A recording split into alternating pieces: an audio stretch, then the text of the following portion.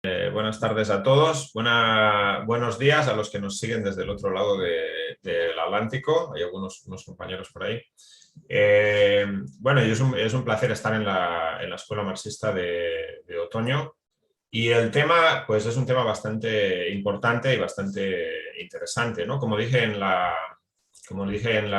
presentación de esta charla, es una cosa que siempre nos preguntan o que nos habrán preguntado muchas veces es, bueno, cuando decimos que somos socialistas, que queremos una revolución socialista, mucha gente se puede preguntar, bueno, pero eso ya se probó en los países del este, el socialismo fracasó y no funciona, ¿no? Y en ese sentido, las ideas de Trotsky, que fue la primera persona que de una forma científica analizó la degeneración burocrática de la Unión Soviética y además predijo que esa degeneración podía llevar a la restauración del capitalismo, que es lo que sucedió luego varias décadas más tarde, ¿no? en el 89-91 del siglo pasado. Esas ideas, por lo tanto, son muy importantes y muy relevantes para poder responder a esta cuestión. Pero las ideas de Trotsky también contienen otras partes importantes, ¿no? La aportación de Trotsky al arsenal del marxismo es en varios aspectos que tienen su importancia. Pero también es cierto, y vamos a tratar durante esta charla de explicar, que en nombre del trotskismo muchas organizaciones que se llaman trotskistas han cometido todo tipo de barbaridades, ahora y históricamente, y eso ha hecho que para mucha gente el nombre del trotskismo esté manchado, ¿no? con estas barbaridades, y por lo tanto es necesario también aclarar qué es el trotskismo, qué no es el trotskismo y qué pasó con la Cuarta Internacional después de la muerte de Lenin y quiénes somos nosotros, qué es la corriente marxista internacional, de dónde viene y qué ideas defendemos realmente. Entonces, bueno, pues este es un poco el objetivo de esta charla.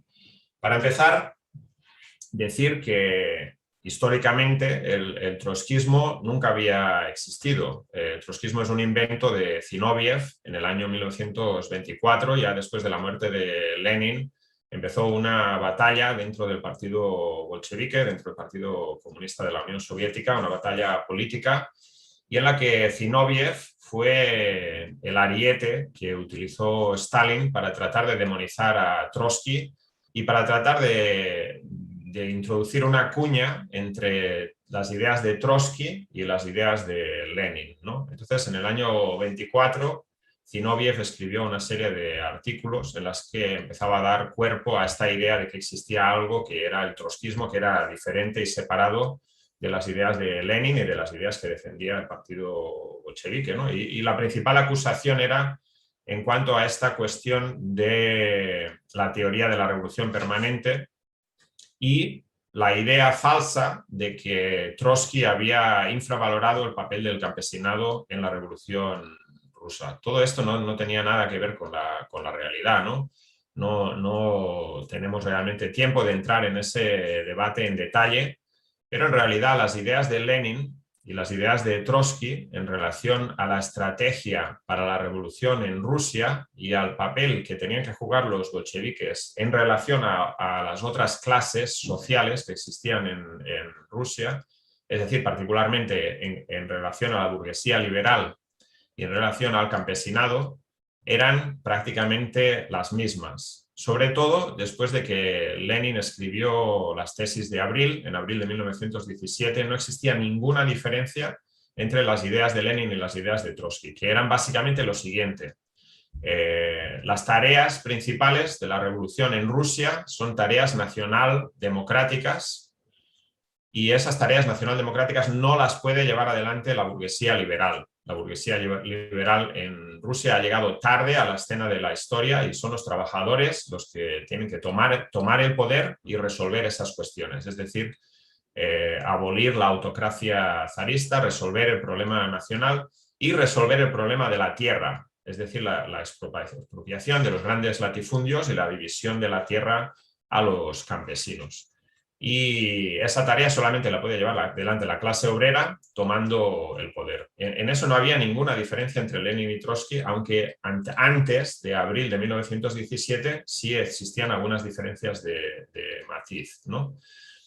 De hecho, Lenin en el verano de 1917 es el que propuso la entrada de Trotsky al Comité Central del Partido Bolchevique y explicó los motivos y explicó justamente que no existía ninguna diferencia entre las ideas de Trotsky y las ideas de Lenin desde abril de 1917 en cuanto a la estrategia para la Revolución Rusa.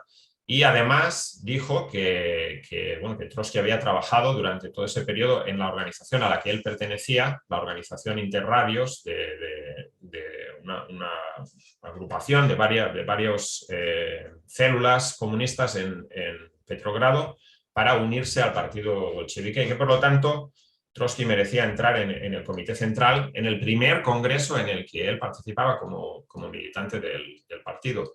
Y luego, por ejemplo, hay muchos ejemplos así, ¿no? Pero, por ejemplo, en noviembre de 1917, cuando ya los bolcheviques habían tomado el poder, Kamenev y Zinoviev estaban proponiendo que el gobierno fuera un gobierno de coalición con otros partidos socialistas, socialrevolucionarios de izquierda, mencheviques, internacionalistas y otros.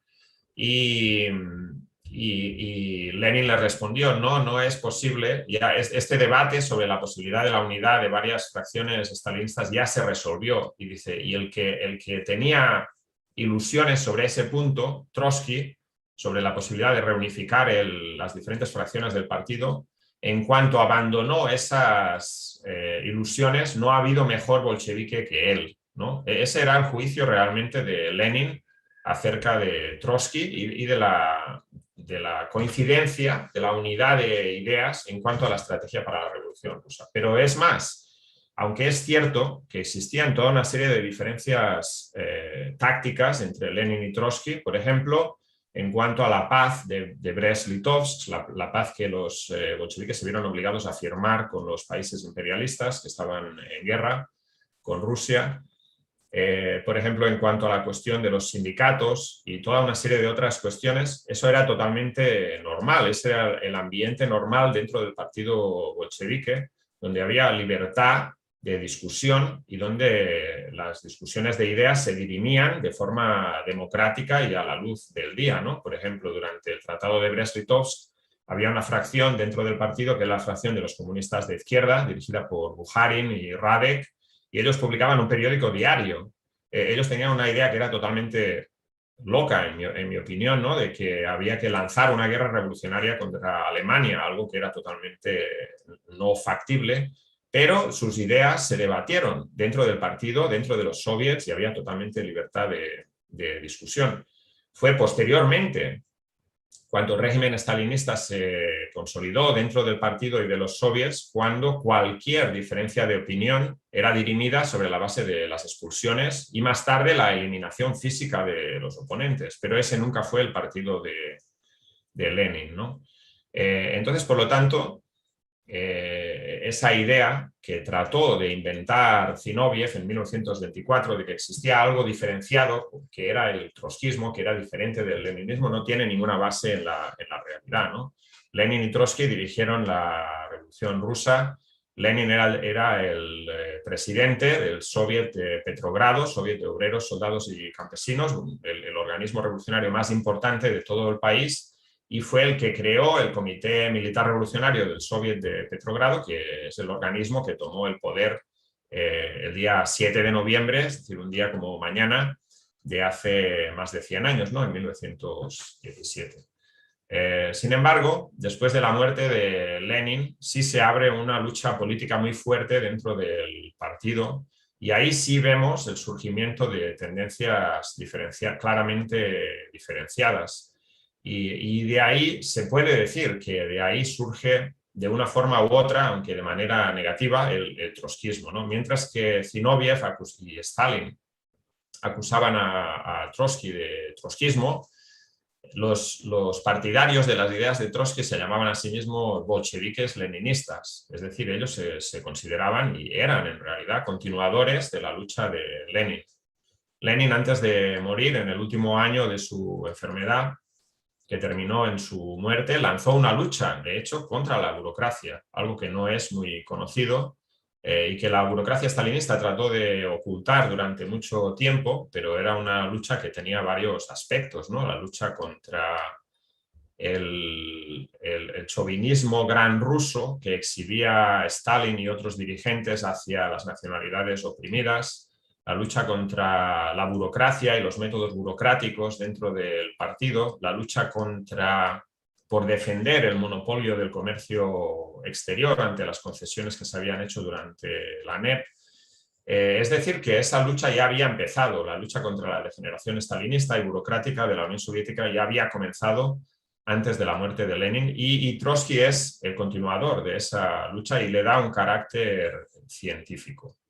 Y advirtió, por ejemplo, en La Revolución Traicionada, un libro que recomiendo a todos los compañeros leer, que Trotsky escribió en 1936, hace un análisis científico de por qué degeneró de manera burocrática la Unión Soviética, y el factor principal es el aislamiento de la revolución en un país atrasado, con condiciones económicas muy atrasadas, con un gran predominio del campesinado sobre los trabajadores industriales y en condiciones de atraso cultural y económico muy fuerte, ¿no? Además de todos los años de la guerra civil, etcétera, etcétera.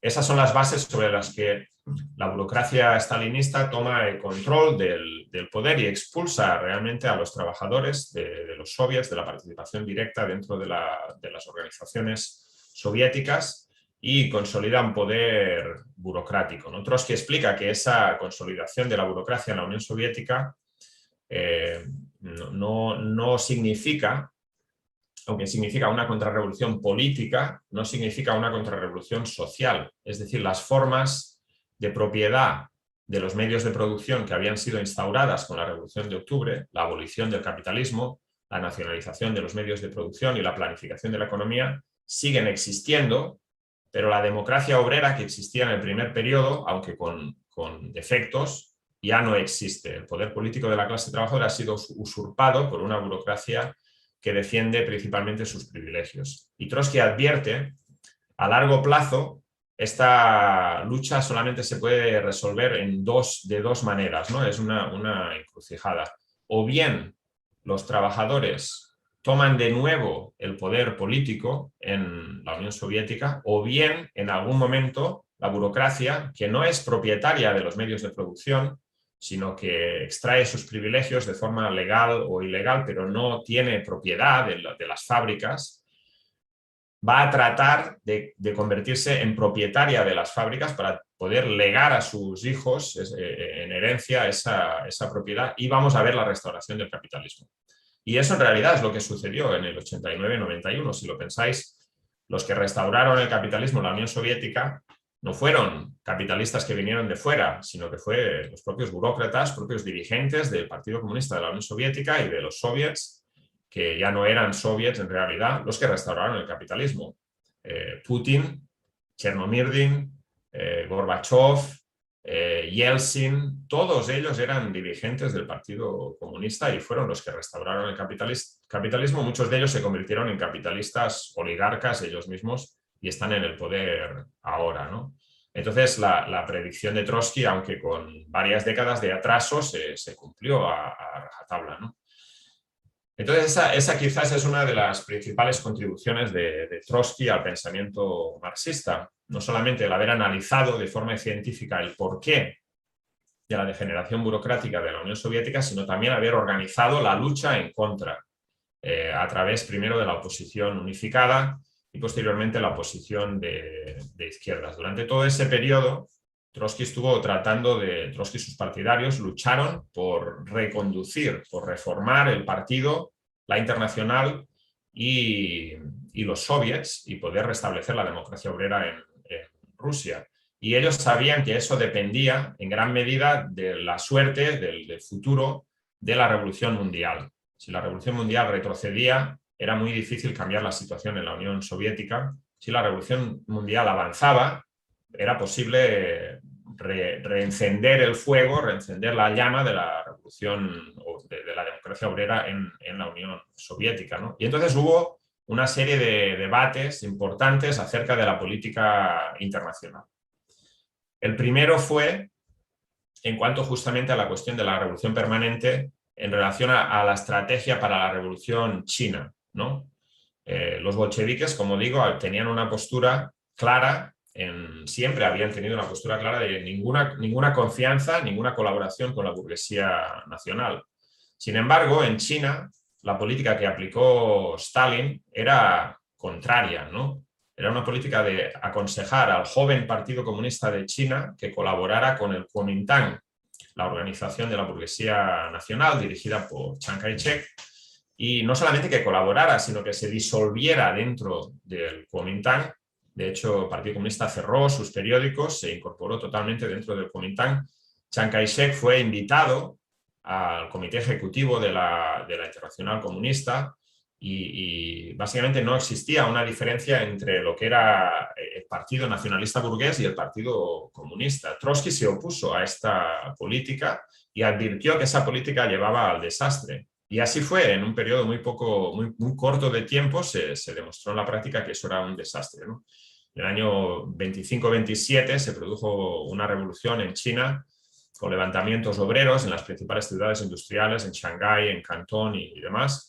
Y en ese momento el Partido Comunista estaba subordinado, su política y su organización estaba subordinada al Kuomintang, y el Kuomintang lo primero que hizo en cuanto se produjeron estas rebeliones obreras fue aplastar estas rebeliones a sangre y fuego. La comuna de Cantón fue aplastada, miles de trabajadores murieron y descabezar el Partido Comunista.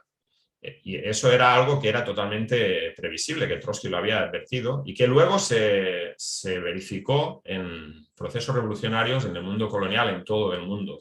En todos aquellos países en que los partidos comunistas, siguiendo la línea stalinista, la teoría de las dos etapas, ¿no? De que primero es necesario que haya una etapa nacional democrática de la revolución y luego posteriormente, más tarde, podemos hablar de socialismo, y que en esa primera etapa democrático-nacional los comunistas tienen que apoyar a la burguesía nacional sin ninguna crítica. Esa es una política desastrosa que se verificó como desastrosa en países como Irak, países como Sudán, Indonesia y en países de América Latina durante la primera mitad del siglo XX, ¿no? Cuando fue aplastada la Revolución China del 25-27, algunos de los partidarios de Trotsky dijeron, bueno, nuestra línea ha confirmado su corrección y ahora vamos a tener más apoyo, vamos a poder ganar la batalla dentro del partido. Pero Trotsky les dijo, no, nosotros hemos tenido razón, pero la revolución ha sido aplastada y eso va a tener un efecto negativo dentro de la Unión Soviética. Eso va a sentar las bases para que la burocracia ataque todavía más a la oposición. Y así fue. En el año 27, Trotsky es expulsado del partido, es expulsado de la Internacional y es mandado al exilio, y un año después al exilio interior en Almatá, y un año después es expulsado del país. Miles de oposicionistas son expulsados del partido después del Congreso de 1927. Y se producen después otra serie de otras derrotas y debates políticos en los que también Trotsky demuestra tener razón, pero que llevan al desastre de la revolución en varios países, empezando por Alemania, ¿no? Durante todo el periodo de 1928 hasta 1934, la burocracia stalinista da un giro, después de haberse quemado las manos, por así decirlo, con una política derechista de apoyo a la burguesía nacional en países como China, gira al lado opuesto y empieza una política totalmente loca que se llama de tercer periodo, en el que empiezan a decir que todos los demás partidos, que no son el Partido Comunista, son fascistas, ¿no? Es decir, los socialdemócratas, que en el caso de Alemania, por ejemplo, tenían el apoyo de millones de obreros todavía, son socialfascistas, los liberales son liberal-fascistas, y que básicamente no hay ninguna diferencia, solamente de matiz, pero no hay ninguna diferencia sustancial entre el fascismo y la socialdemocracia, y que por lo tanto todos son enemigos y que en algunos casos la socialdemocracia es el principal enemigo, ¿no? Eso rompe la unidad de los trabajadores tan necesaria que por la que Trotsky había abogado, ¿no? El Frente Único para combatir al fascismo, que ya había llegado al poder en Italia y estaba a punto de llegar al poder en Alemania.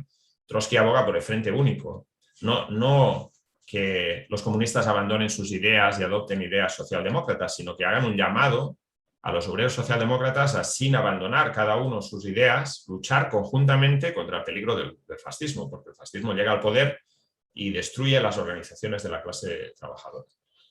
Mientras tanto, los estalinistas planteaban que no, que eso era una traición y que los socialdemócratas eran socialfascistas, y en algunos casos llegan a colaborar con los nazis para romper mítines de los sindicatos y organizaciones socialdemócratas, con el resultado de que el proletariado alemán, proletariado más fuerte de Europa, es derrotado en 1933, llega Hitler al poder sin romper prácticamente un cristal, ¿no?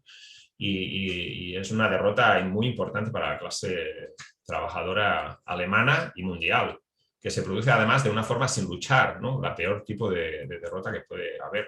En ese momento, Trotsky llega a la conclusión de que una internacional y un partido que ante una derrota tan espantosa como la llegada de Hitler al poder no es capaz de hacer una autocrítica y de rectificar los errores, es un partido que está muerto, ¿no? Una organización que está muerta, que no tiene ya vida y que ya no tiene sentido tratar de reformar esa organización o luchar dentro de ella, y empieza la preparación para la construcción de otra internacional, ¿no? Una internacional basada firmemente en las ideas del marxismo revolucionario, que posteriormente sería la Cuarta Internacional. Y así es, porque en realidad, después de la derrota de Alemania, la postura oficial de la Internacional Comunista no es de decir esto ha sido una derrota, vamos a analizar, sino ellos dicen primero los nazis, luego los comunistas, ¿no? Es decir, los nazis han llegado al gobierno ahora, nosotros nos toca el turno después, con una falta de comprensión total de lo que esa derrota había significado, ¿no? El aplastamiento del proletariado alemán. Posteriormente, habiéndose quemado las manos con esta política ultraizquierdista, la Unión Soviética gira hacia una política totalmente oportunista. La Comintern, la Internacional Comunista, gira a una política totalmente oportunista, política del Frente Popular. Pasan de decir que los socialdemócratas son socialfascistas a aliarse con los burgueses democráticos y liberales, ¿no? En realidad esta política no tiene nada que ver con el movimiento obrero en cada uno de los países, sino que tiene solamente que ver con el deseo de la Unión Soviética de llegar a acuerdos con las potencias democráticas, entre comillas, de Francia e Inglaterra ante el peligro de la Alemania nazi, ¿no? Y, por lo tanto, en la Guerra Civil Española, sobre todo, esta política del Frente Popular es una política totalmente desastrosa, porque la política del Partido Comunista es que en España no hay que hacer una revolución social, que de hecho ya estaba en marcha, ¿no? Los trabajadores estaban tomando las fábricas después del 18 de julio del 36, estaban tomando la tierra, y el Partido Comunista dice que no, que la lucha es por una democracia burguesa, por la defensa de la democracia, y no es por el socialismo, y tratan de asegurar a la burguesía y a los imperialistas europeos de que allí no estamos luchando por el socialismo, ¿no? Y eso no tiene ningún impacto, bueno, más bien tiene un impacto desastroso, porque los burgueses no les interesa, la burguesía española no está del lado de la República, está en su gran mayoría del lado de fascismo, ¿no? Del lado de Franco, y la burguesía europea teme la posibilidad de una revolución obrera en España, y la política de no intervención en realidad es una política de sabotaje de la guerra civil y que favorece al bando fascista. Y la Unión Soviética se pliega totalmente a esta política, lleva a la derrota de la Revolución Española, ¿no?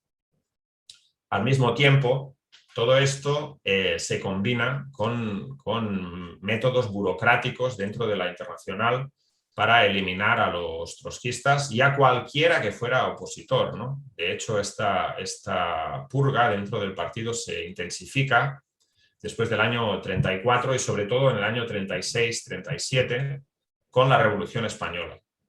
El hecho de que haya una revolución en el Estado español reanima los ánimos revolucionarios de los trabajadores en la Unión Soviética, y la burocracia ve amenazada su posición potencialmente y lanza una purga brutal, ¿no? Los juicios de Moscú de 1936 y 37 realmente descabezan y destruyen el partido de Lenin.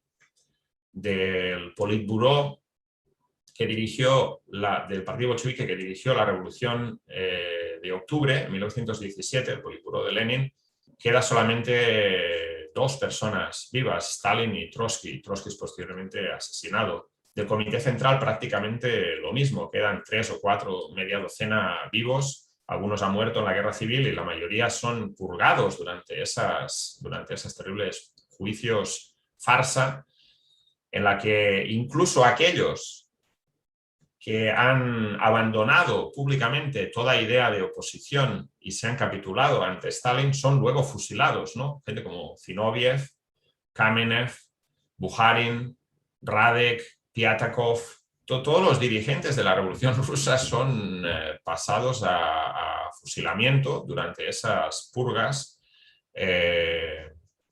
Muchos de ellos, de hecho, como digo, ya habían capitulado.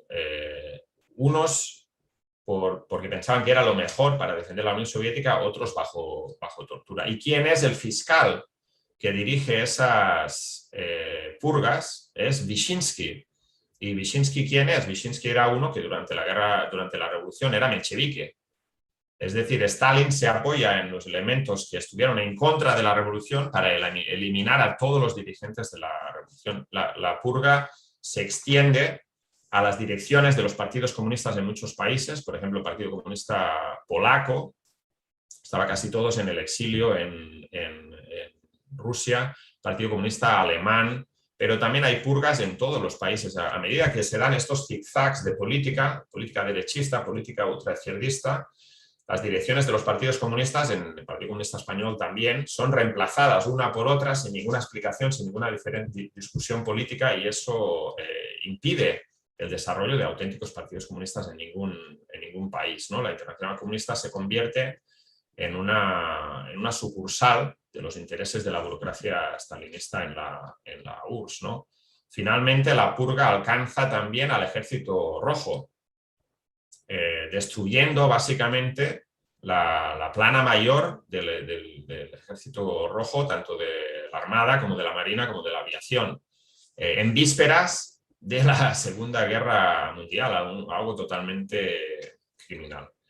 Y es en estas condiciones en las que se forma, como digo, primero la posición de izquierdas, después la Liga Comunista Internacional. Finalmente, en 1938, se proclama la Cuarta Internacional, dirigida por Trotsky, y el documento fundacional yo creo que es muy bueno, ¿no? Muy recomendable, todavía válido en todos sus aspectos. Se llama el Programa de Transición. Recomiendo a todos los compañeros que lo puedan leer y estudiar, porque es un manual de cómo vincular, cómo establecer un puente entre la conciencia de la mayoría de los trabajadores y las necesidades objetivas de la crisis del capitalismo. La necesidad objetiva es una revolución socialista. Y cómo explicamos, con qué consignas podemos ayudar a los trabajadores a comprender esa necesidad partiendo de su experiencia inmediata, ¿no? Eso es el programa de la Cuarta Internacional. Sin embargo, también hay que decir que la Cuarta Internacional ya nace, a diferencia de otras internacionales anteriores, Segunda Internacional, la Tercera Internacional, nace con algunas, digamos, algunas fallas de origen, ¿no?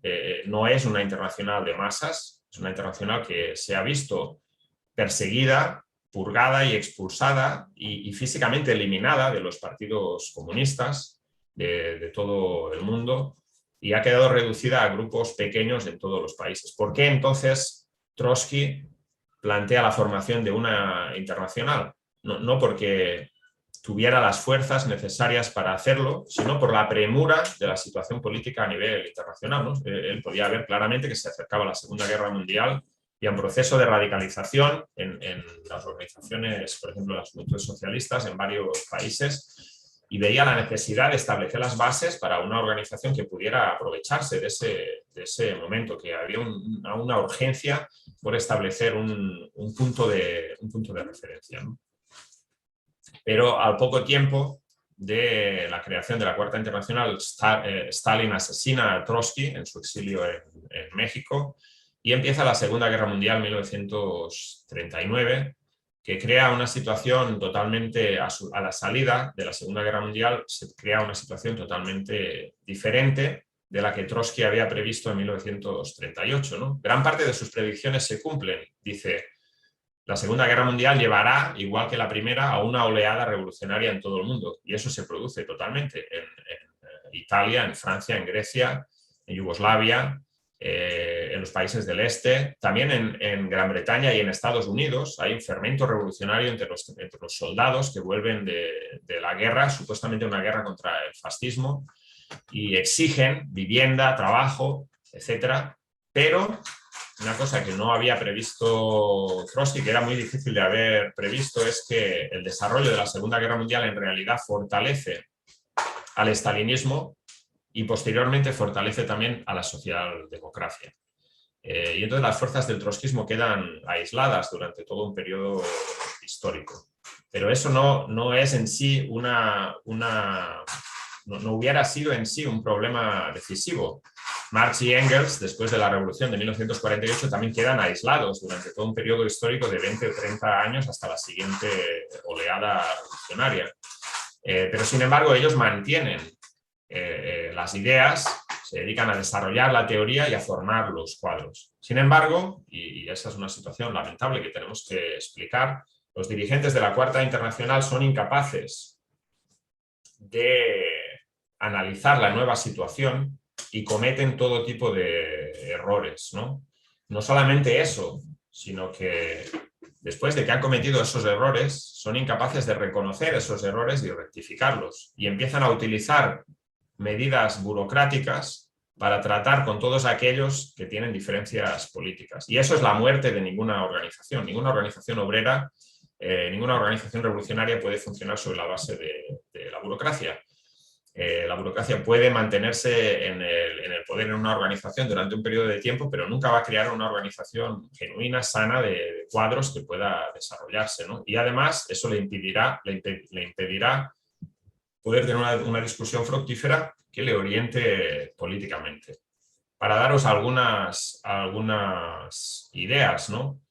Trotsky en 1938 dice que el capitalismo ya no es capaz de desarrollar las fuerzas productivas y que las condiciones para la revolución socialista no es que estén maduras, sino que están ya pudriéndose. Los dirigentes de la Cuarta Internacional, después de la Segunda Guerra Mundial, cuando empieza un auge económico muy importante, que tiene unas bases, ¿no?, que hemos discutido en parte esta mañana en la discusión de keynesianismo, ellos se niegan a reconocer eso. Como Trotsky ha dicho en el año 38 que las fuerzas productivas ya no se pueden desarrollar más, por lo tanto, aunque haya crecimiento económico, las fuerzas productivas no se están niegan la realidad aferrándose a algo que Trotsky había dicho en condiciones diferentes, ¿no? En el año 47, por ejemplo, uno de los dirigentes de la Cuarta Internacional en un debate en Gran Bretaña dice, bueno, pues es que en realidad todavía falta un año para que se cumplan las previsiones de Trotsky. Trotsky había dicho en el 38, en 10 años no quedará piedra sobre piedra de las viejas organizaciones estalinistas de socialdemócratas. Y entonces los otros decían, no, pues es que falta un año todavía, ¿no? Cuando en realidad esas organizaciones se habían fortalecido después de la Segunda Guerra Mundial. Una incapacidad para ver la realidad que estaba delante de sus ojos. Y luego, o sea, por ejemplo, algunos llegaron a decir en el año 48, 49 que en realidad la Segunda Guerra Mundial no había terminado todavía, ¿no? Y que la perspectiva era una perspectiva de recesión económica inmediata y de guerra mundial, y que había que prepararse para eso, cuando en realidad la perspectiva ya desde el año 46 por lo menos era totalmente diferente, ¿no? Se estaba empezando a producir una recuperación económica. Dentro de la Cuarta Internacional son muy pocos los que empiezan a criticar estas ideas y empiezan a tratar de entender la situación tal y como es, ¿no? Entre ellos está Félix Morrow, que algunos conoceréis porque escribió un libro sobre la Revolución Española, bastante bueno, muy recomendable. Es un dirigente del Partido Socialista de los Trabajadores en Estados Unidos, y él tiene algunas críticas acerca de esta cuestión de las perspectivas económicas, por ejemplo, en la Conferencia Europea del 46, etc. Pero el núcleo central de la oposición a esta deriva es la sección británica de la Cuarta Internacional, dirigida en esos momentos por Ted Grant y Jock Huston y algunos otros, ¿no?, que han construido una posición bastante fuerte durante la Segunda Guerra Mundial. Pero el problema es que la dirección de la Cuarta Internacional, dirigida por gente como James Cannon en Estados Unidos, Ernest Mandel en Bélgica, Pierre Frank en Francia, al ser incapaces de rebatir políticamente estas ideas, empiezan a utilizar métodos burocráticos para expulsar a los que están en desacuerdo. Y en el caso de Gran Bretaña, ellos se apoyan en un individuo bastante lamentable, tipo que se llama Jerry Healey, para expulsar a Ted Grant y a sus seguidores. Y la expulsión se produce de la siguiente forma, no voy a entrar en todos los detalles, porque eso es una cosa bastante... que tiene poco interés realmente todas estas maniobras, pero para que os hagáis una idea, ¿no? A finales de los años 40 se produce una discusión acerca de el carácter de Europa del Este. Es decir, porque es un fenómeno nuevo, ¿no? El Ejército Rojo ha entrado en estos países con apoyo local y en un primer momento ha formado gobiernos de coalición con partidos burgueses que realmente no tienen una base, que no existen. Entonces hay un debate, ¿no? ¿Qué es lo que está pasando en Europa del Este? ¿Allí se ha abolido el capitalismo o no? Entonces algunos compañeros plantean que lo que hay allí es capitalismo de Estado, particularmente un inglés, bueno, un trotskista palestino que vive en Gran Bretaña, que se llama Tony Cliff, y él dice que lo que hay allí es capitalismo de Estado. Entonces Ted Grant escribe un documento que se puede leer, ¿no? Que se llama contra la teoría del capitalismo de Estado, diciendo que no, que lo que hay allí es una extensión del régimen que existe en la Unión Soviética. Es decir, no existe el capitalismo, pero la burocracia controla el poder político. Bueno, hay un debate político, ¿no? Normal, pero Jerry Healey decide expulsar a Tony Cliff por tener esa diferencia. Y posteriormente decide expulsar a todos los que votan en contra de la expulsión. Entonces Ted Grant, que está en contra de las teorías de Tony Cliff, vota en contra de la expulsión de Cliff porque piensa que las discusiones políticas no se resuelven con expulsiones, y entonces le expulsan a él también, ¿no? A él y a todos sus partidarios. Entonces esos son los métodos de la dirección de la Cuarta, ¿no? Y se producen este tipo de métodos también en la sección francesa, en todas partes. Y eso lleva... Sobre todo Ted dice, no es tanto un problema que la dirección haya cometido una serie de errores políticos, sino que se niega a reconocerlos, y no solamente se niega a reconocerlos, sino que se crea un régimen interno en el que es imposible discutir nada, ¿no? La dirección de la Cuarta Internacional básicamente viene a decir que Mao en 1949 es un trotskista inconsciente, que Tito es un trotskista inconsciente, y empiezan a abandonar cualquier idea de basarse en la clase trabajadora, ¿no? Por ejemplo, en Francia, estos supuestos trotskistas empiezan a decir que la clase obrera se ha aburguesado, la teoría de Mandel, ¿no? Que hay un nuevo capitalismo tardío, y que la clase obrera se ha aburguesado, no va a haber nunca una revolución en Francia, ¿no? Y eso lo plantea Mandel hasta el mes de abril de 1968, justo un mes antes de la gran huelga general de mayo del 68, ¿no? Cuando 10 millones de trabajadores ocupan las fábricas. Y ellos están planteando otra cosa totalmente diferente. Están planteando que la vía es el guerrillerismo en el tercer mundo, cuando ya la experiencia de Che Guevara había fracasado en Bolivia en 1967, que la vía en los países capitalistas avanzados es los estudiantes, son la vanguardia de la revolución, no los obreros, porque los obreros están aburguesados y americanizados. Es decir, todo un tipo de ideas totalmente incorrectas y acompañadas por métodos burocráticos. Y esa es la base de... Todos habréis oído el chascarrillo, ¿no? Se reúnen dos trotskistas y forman tres partidos. Pues esa es la base, ¿no? Los métodos burocráticos y la falta de autoridad política de la dirección. Cuando tú no eres capaz de discutir y de debatir las ideas, la autoridad política de la dirección desaparece. La dirección empieza a utilizar métodos organizativos, y eso es la base de todas estas innumerables escisiones, cada una más loca que la otra, en la que se ha descendido, degenerado lo que se ha venido a llamar el movimiento trotskista, ¿no? Pero ya desde los años 60, 50, 60, Ted Grant y lo que queda de los dirigentes de la sección británica deciden darle la espalda a todo esto, ¿no? Ya después de que son expulsados por tercera vez de la Internacional por plantear críticas, deciden darle la espalda y construir una organización que esté basada firmemente en la clase trabajadora.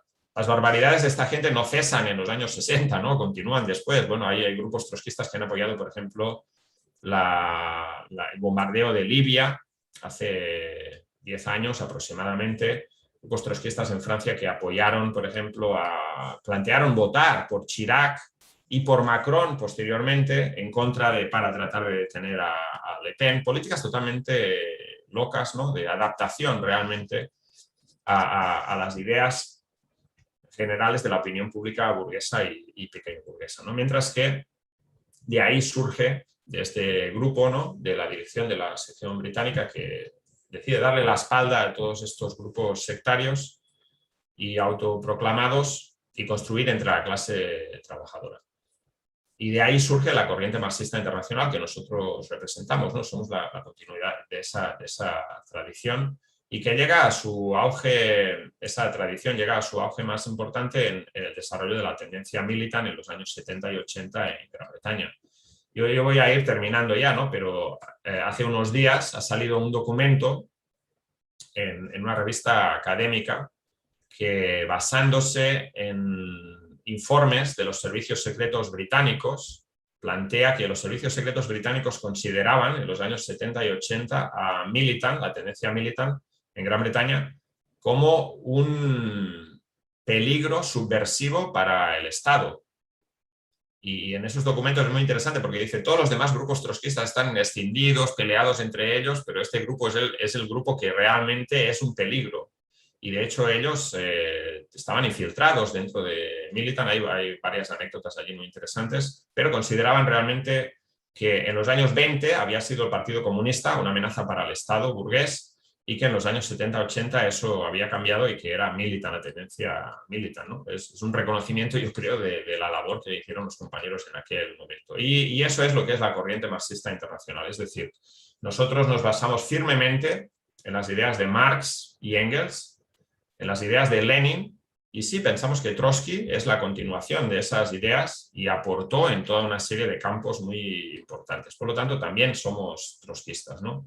Pero para nosotros el trotskismo no tiene nada que ver con todas estas sectas pequeño burguesas y oportunistas que han tenido todo tipo de barbaridades políticas en todo el mundo. Nosotros nos basamos firmemente en la idea de que el capitalismo está en una época de crisis, no puede salir de este atolladero, que es necesaria una revolución socialista, no ya para acabar con este sistema, sino para salvar la existencia de la humanidad en la Tierra, ¿no?, como lo estamos viendo con el cambio climático y demás, que la clase obrera es la única clase que puede dirigir esa revolución, que son los trabajadores mismos que tienen que llevar adelante la tarea de su propia emancipación, y que es necesario, por lo tanto, construir un partido revolucionario que pueda dar a este movimiento una dirección. Y esta es la tarea que nosotros nos hemos dado. La corriente marxista internacional está presente en más de 35 países del mundo, desde Canadá hasta Chile, desde Suecia hasta Indonesia, desde Sudáfrica hasta Pakistán y desde Rusia hasta Portugal. No es una organización grande de masas, es una organización que agrupa a un puñado de miles de activistas y cuadros marxistas. Ponemos mucho énfasis en la teoría. Decía Lenin que no hay movimiento revolucionario sin teoría revolucionaria, pero que tratamos, la medida de nuestras posibilidades, de intervenir en el movimiento vivo de la clase trabajadora, de la juventud, en el movimiento de las mujeres, que ha tenido un auge muy importante en los últimos años, para llevar adelante una perspectiva comunista, una perspectiva de transformación socialista de la sociedad. Y bueno, pues yo creo que más o menos esta era la tarea de esta charla, ¿no? Explicar qué es realmente el trotskismo, qué no es el trotskismo y de dónde surge la corriente marxista internacional. Y bueno, pues invitamos a los compañeros a hacer todo tipo de preguntas que puedan tener, dudas, y sobre esa base, los que no sean militantes de la CMI, de la corriente marxista internacional, pues que se unan con nosotros en esta lucha, que es totalmente necesaria y urgente.